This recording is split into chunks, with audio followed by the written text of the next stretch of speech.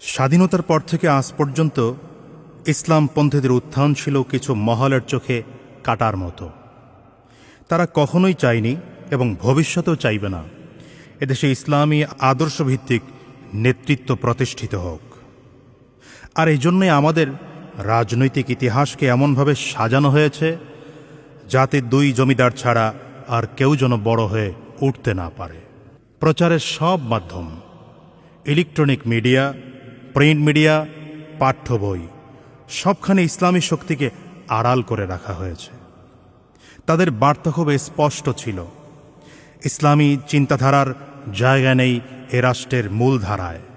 কিন্তু ২৪ জুলাই গণ অভ্যুত্থানের পরে এক নতুন ইতিহাসের সূচনা হয়েছে।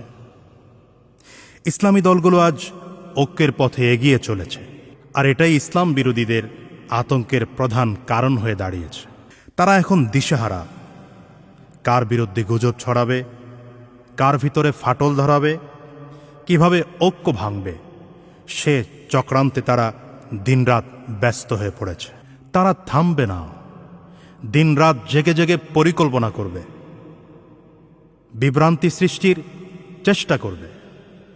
দিন শেষে আমরাই হয়তো ক্লান্ত হয়ে পড়ব, হতাশ হব, বিভ্রান্ত হব, কিন্তু তারা তাদের ষড়যন্ত্র থামাবে না।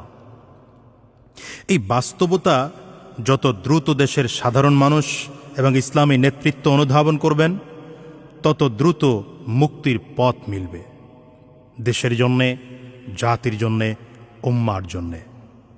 তাই সকল ইসলামী দলের নেতাদের প্রতি আমার বিনীত আহ্বান, আপনারা এক হন, বিভক্তি নয়, ঐক্যই হোক আমাদের মূল নীতি।